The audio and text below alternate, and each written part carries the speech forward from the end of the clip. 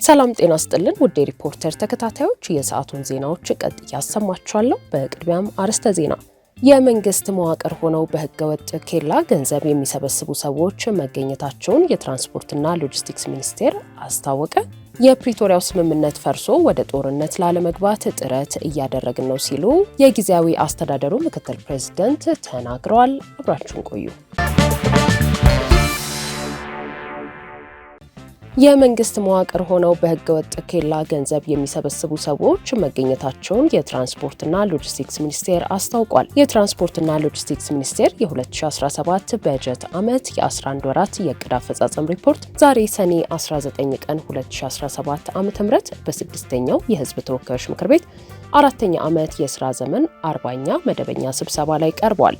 የትራንስፖርትና ሎጂስቲክስ ሚኒስትሩ ዶክተር አለሙ ስሜ የሚኒስቴር መስሪያ ቤታቸውን የዕቅድ አፈጻጸም ሪፖርት ለምክር ቤቱ ካቀረቡ በኋላ ከምክር ቤቱ አባላት አሁንም በቀጠሉ የትራንስፖርት ዘርፍ ችግሮች ላይ ጥያቄ አቅርበዋል። በተለይም የትራፊክ አደጋ ምጣኔ ውስጥ ከፍተኛውን ድርሻ የሚይዙት አሽከርካሪዎችን በተመለከተና ለአደጋ የሚያጋልጡ ድርጊቶችን ከመቆጣጠር አንጻር እንዲሁም ከትራንስፖርት ደህንነት አንጻር ጥያቄዎች ተነስተዋል። ሚኒስትሩ ዶክተር አለሙ ስሜ ምላሽ ሲሰጡ በአሽከርካሪዎች ብቃት እንዲሁም በተሽከርካሪ ሰሌዳ ላይ ከፍተኛ የማሻሻያ ስራ የተሰራ እንደሆነ ገልጸው በጠንካራ የፍተሻ ስርዓት ውስጥ የሚያልፍ መሆኑን ገልጸዋል። አዲሱ ሰሌዳ ስራ ላይ ሲውል በህገወጥ ሰሌዳ ማሽከርከር በፍጹም አይፈቀድም ሲሉም ነው የተናገሩት። ህገወጥ ኬላዎችን በተመለከተም በመንግስት በኩል ሁሉም ኬላ እንዲነሳ የተወሰነ ቢሆንም አንዳንድ የከተማ አስተዳደርና ቀበሌዎች ላይ የክልሉ መንግስት ሳያውቅ ገንዘብ እንደሚሰበስቡ ሚኒስትሩ ተናግረዋል። አሁን ምዘና ወደ ማዘጋጀት ተገብቷል።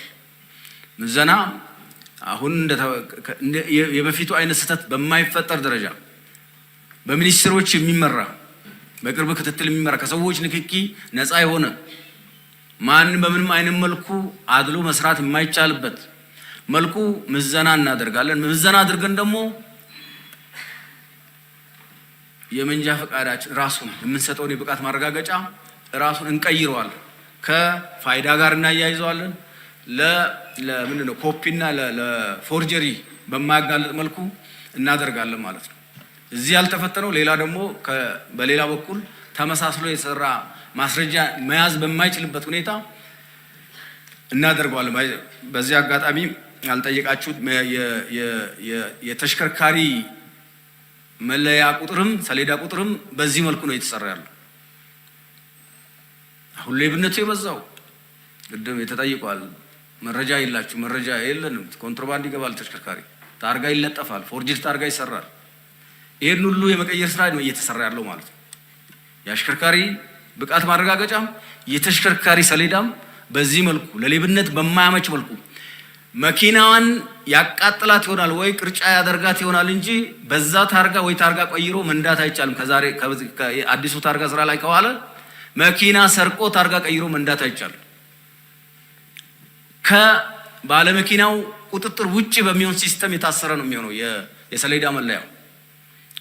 የአሽከርካሪ ሰርቲፊኬቱንም እንዲህ ነው የምናደርገው ማለት ነው። እንዲህ ያደረግንና የህዝብ ተሳትፎንም እየጨመርን በመሰረታዊነት የትራፊክ አደጋን የመቀየር ስራ ካልሰራን አደጋው እንዲሁ ይቀጥላል ማለት ነው። ግን ይሄ ስራ መሰረታዊ ለውጥ ያመጣል ብለን እናስባለን። የሎጂስቲክስን በተመለከተ የሎጂስቲክስ ዘርፉ ሚኒስትር ዴኤታ እንዲሁ ካሜራ እየያዙ ማለት ነው።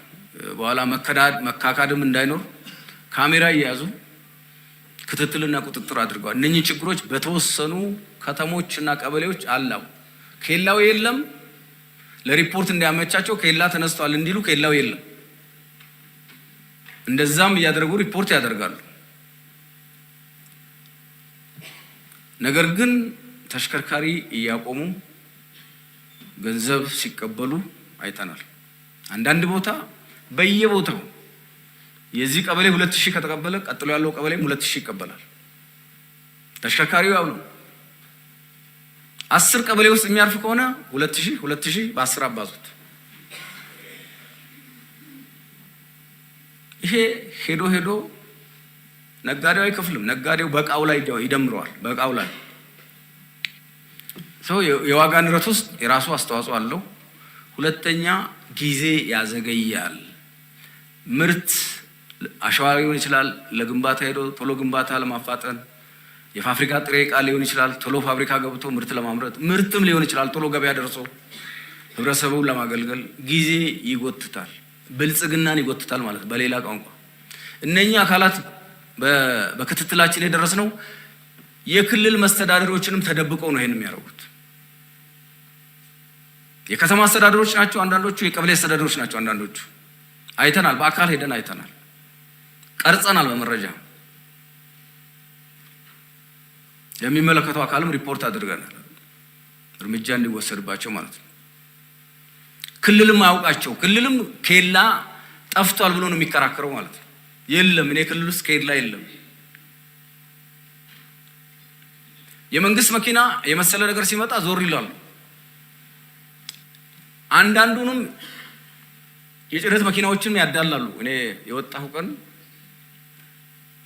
በዚህ በምስራቅ መውጫ የተወሰነ ኩባንያ የጭነት መኪና አይከፍልም፣ ሌላው ይከፍላል። የኢፍትሃዊነት ችግርም አለበት እና ትክክል አይደለም።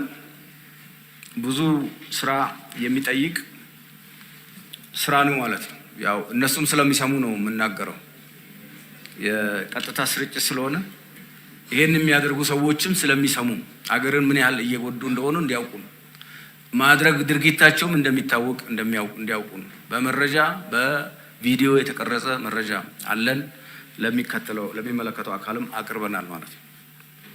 በአብዛኛው ግን ከመንግስት ውሳኔ ከፓርቲ ውሳኔ በኋላ ይሄ ጉዳይ በእጅጉ ተሻሽሏል። በእጅጉ አብዛኛው ክልል ኬላ የሚባል ነገር ቀርቷል። አንዳንድ ቦታ ግን ቅድም ያልኩት ችግር አለ ማለት ነው።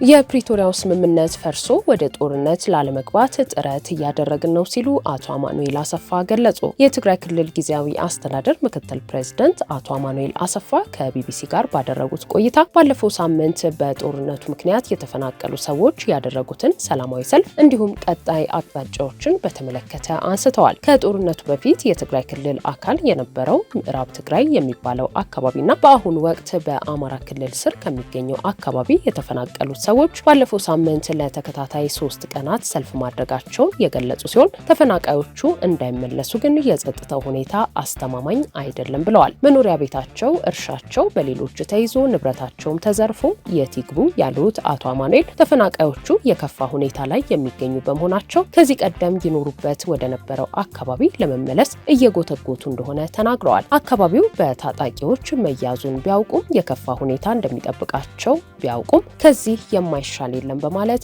መልሱንና ችግሩን አካባቢው ላይ ካሉት ሰዎች ጋር ተነጋግረን በራሳችን እንፈተዋለን ብለው እየጎተጎቱ ነው ሲሉም አክለዋል። እንደ ክልል መንግስት የተፈናቃዮችን ሕይወት አደጋ ላይ መጣል ተገቢ ባለመሆኑ አሁንም ጉዳዩ በሰላማዊ መንገድ እንዲፈታ ተደጋጋሚ ጥያቄዎችን እያቀረቡ እንደሆነ ነው ያስረዱት። ከዚህ ቀደም ከጸለምት አካባቢ የተፈናቀሉትን መመለስ ተጀምሮ የነበረ ቢሆንም ብዙም ሳይቆዩ ዳግም መፈናቀላቸውን የገለጹት ምክትል ፕሬዝዳንቱ ላለፉት 5 ዓመታት ተፈናቃዮች ወደ ቀያቸው መመለስ እንዳልቻሉ በመጥቀስ ቀጣይ የጊዜያዊ አስተዳደሩ እርምጃ ምንድነው በሚል ለቀረበላቸው ጥያቄም ሲመልሱ የመጀመሪያው ከፌዴራሉ መንግስት ጋር ያሉ ሰላማዊ አማራጮችን አሟጦ መጠቀም ነው ወይንም ሰላማዊ ያልሆነ መንገድን መከተል ነው ብለዋል። ሰላማዊ ያልሆነ ሲሉ ምንን ለማመልከት እንደሆነ የተጠየቁት ምክትል ፕሬዝዳንቱ ተፈናቃዮች የማይመለሱ ከሆነ የፕሪቶሪያው ስምምነት ፈርሷል ማለት ነው። ስምምነቱ ከፈረሰ ደግሞ ጦርነት ነው። እኛ ግን ወደ ጦርነት